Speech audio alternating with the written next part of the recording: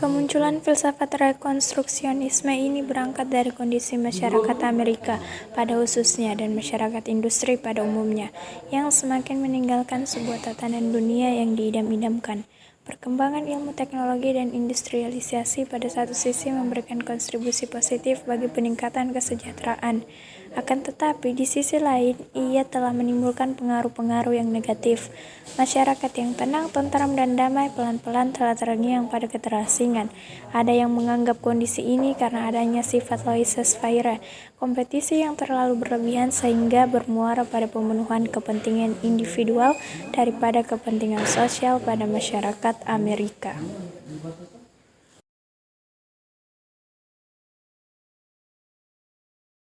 Kemudian mampu meningkatkan taraf kehidupan masyarakat yang lebih baik. Keadaan ini meyakinkan para pemikir pendidikan bahwa pendidikan perlu mempunyai konsep dan peran yang positif dalam mengadakan rekonstruksi masyarakat. Masyarakat yang direkonstruksi ini hendaknya lebih mengutamakan kebersamaan daripada kepentingan-kepentingan individu. Pada dasarnya, rekonstruksionisme sepaham dengan imperialisme dalam hendak mengatasi krisis kehidupan modern. Hanya saja jalan yang ditempuh berbeda. Jika imperialisme memilih untuk kembali kepada kebudayaan lama yang telah teruji dan terbukti mampu membawa manusia mengatasi krisis, sedangkan rekonstruksionisme berusaha membina suatu konsensus yang paling luas dan paling mungkin mencapai tujuan utama dan tertinggi dalam kehidupan manusia. Untuk mencapai tujuan itu, rekonstruksionisme berusaha mencari kesepakatan semua orang mengenai tujuan utama yang dapat mengatur tata kehidupan manusia dalam suatu tatanan baru seluruh lingkungannya.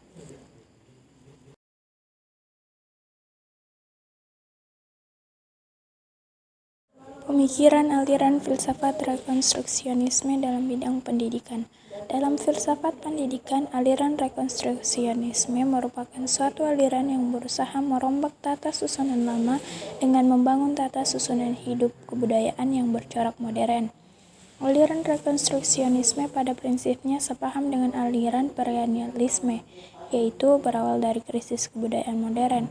Menurut Muhammad Nur Syam, kedua aliran tersebut memandang bahwa keadaan sekarang merupakan zaman yang mempunyai kebudayaan yang terganggu oleh kehancuran, kebingungan, dan kesimpangsiuran.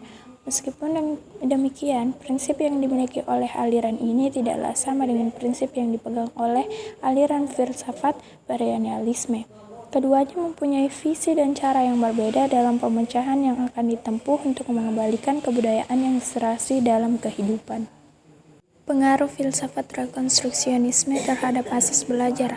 Menurut Jerome Bruner, belajar adalah memperoleh informasi yang bersamaan atau yang bertentangan dengan yang ada, mentransformasinya, yaitu memanipulasinya dengan interpolasi dan ekstrapolasi agar sesuai dengan tugas yang dihadapi, dan mengecek keserasiannya dengan tugas. Untuk ini diperlukan pertimbangan dan penilaian. Ada dua prinsip penting yang dikemukakan dalam tulisan Bruner, yakni 1. Perolehan pengetahuan adalah proses aktif. 2. Individu secara aktif merekonstruksi pengalamannya dengan menghubungkan pengetahuan baru dengan internal model atau struktur kognitif yang telah dimilikinya. Pandangan aksiologis. Dalam proses interaksi sesama manusia diperlukan nilai-nilai, begitu juga dalam hubungan manusia dengan alam semesta. Prosesnya tidak mungkin dilakukan dengan sikap netral. Dalam hal ini, manusia sadar ataupun tidak sadar telah melakukan proses penilaian yang merupakan kecenderungan manusia. Tapi secara umum, ruang lingkup pengertian nilai ini tidak terbatas.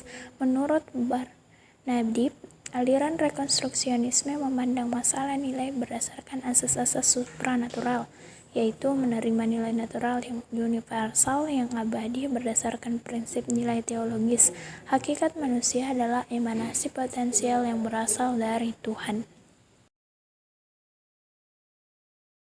Pengaruh filsafat rekonstruksionisme terhadap metode pendidikan. Menurut Abu Dinata, dari segi bahasa, metode berasal dari dua perkataan, yaitu meta dan hodos.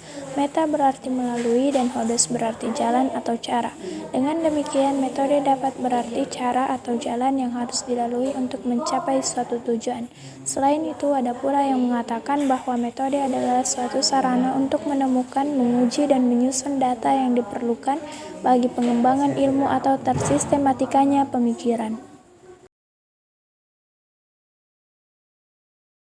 Jadi, kesimpulannya dari uraian tersebut dapat disimpulkan bahwa filsafat rekonstruksionisme mengasumsikan bahwa manusia itu adalah makhluk sosial yang mempunyai orientasi ke masa lalu dan sekarang dengan tujuan pendidikan terhadap pembentukan masyarakat yang lebih baik. Dengan kurikulum sebagai rekonstruksi sosial mengutamakan kepentingan sosial di atas kepentingan individu yang tujuannya adalah tanggung jawab tentang masa depan masyarakat. Pengaruh filsafat rekonstruksionisme terhadap pendidikan yaitu adanya perubahan rancangan kurikulum, metode, media, asas belajar, budaya, dan sumber belajar ke arah yang lebih progresif yang dianggap mampu menjawab tantangan zaman. Islam memandang bahwa pendidikan dianggap berhasil jika sanggup menyatukan antara idealitas dengan rasionalitas pelaku pendidikan. Lebih dalam, Islam membuat konsep bahwa pendidikan harus memadukan antara daya nalar, fikir, akal, dan rasio dengan hati yang menjadi patokan dan ukuran tingkah laku manusia. Output pendidikan dikatakan baik jika menghasilkan para cendekiawan yang mahir dalam berbagai disiplin ilmu, juga hatinya beriman dan bertakwa kepada Allah Subhanahu wa Ta'ala.